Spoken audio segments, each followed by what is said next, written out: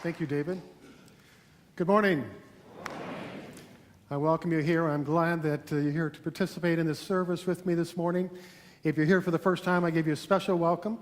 We gather together on Sunday mornings for two primary reasons. The first is to nurture our spirit by filling our minds with inspirational thoughts, and the second is to come together with a sense of community and connect as like spirits to discover how we can live a better life and make a better world.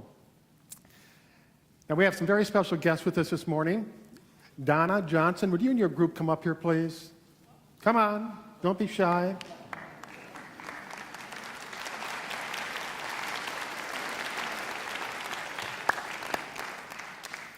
I want you to know that these people are staying out at Unity Village, but they got up this morning and they drove all the way into Kansas City to be with us. Come on up on stage, sure, come on up. Plenty of room.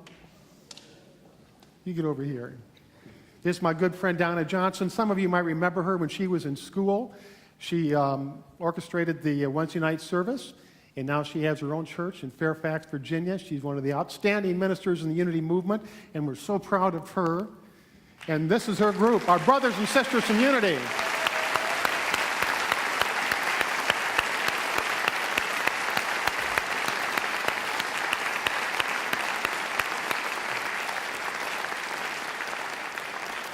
Well, what a lovely group. I just wanted to bring you up here and recognize the divine Christ within each of you and let you know that we see you as our brothers and sisters in unity, and we are so thankful for your presence here today. Please come back and join with us anytime, and perhaps if we get down to Virginia, we'll stop in and see you. Okay? Thank you. Sunday? Good, good. Glad to hear it.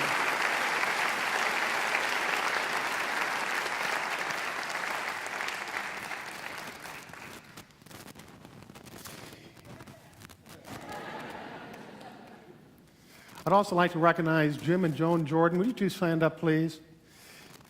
You know, I've never been fond of goodbyes. For some reason, they're just kind of a bittersweet experience. And Joan has taken a job down in Texas, and they're going to be leaving us here somewhat soon. But they have been such a blessing to this church in service and in spirit, and we love both of you so much. At the end of the service, we want you to come up and stand on stage during the peace song so you can see all these beautiful faces wish you off. But for now, just know that we love you.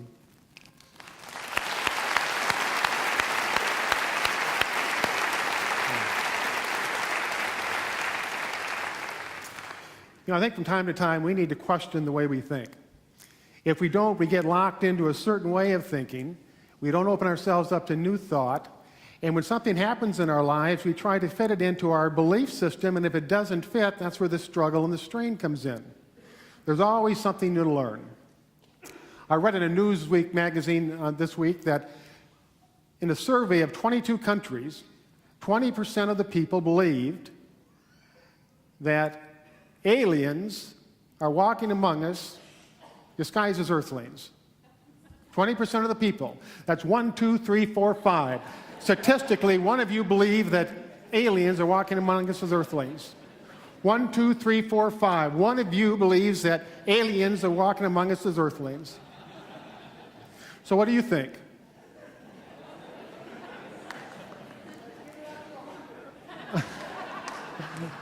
Are you open to the possibility? And perhaps those people that do believe that know something that the rest of us don't. Like maybe they are aliens disguised as earthlings, and they know for sure. 1, 2, no, we don't want to go there. I can see that in the front page of the newspaper tomorrow. Minister says 1 out of every 5 of his congregation are aliens.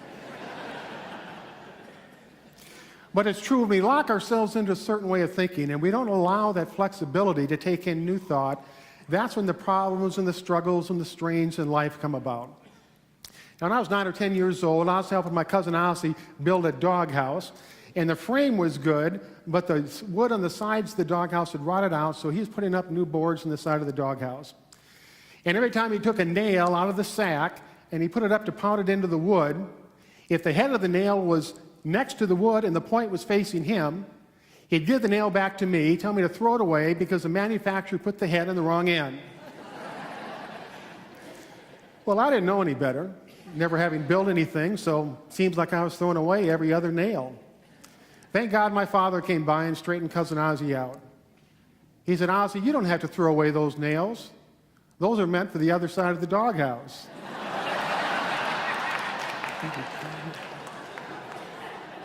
Now, let me tell you something right here. If you didn't get that one, you might be a Norwegian.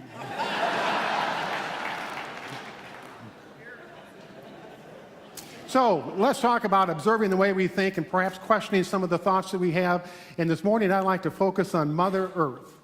How we think about Mother Earth, what it means to us, what does it mean to us individually to be a part of this earth.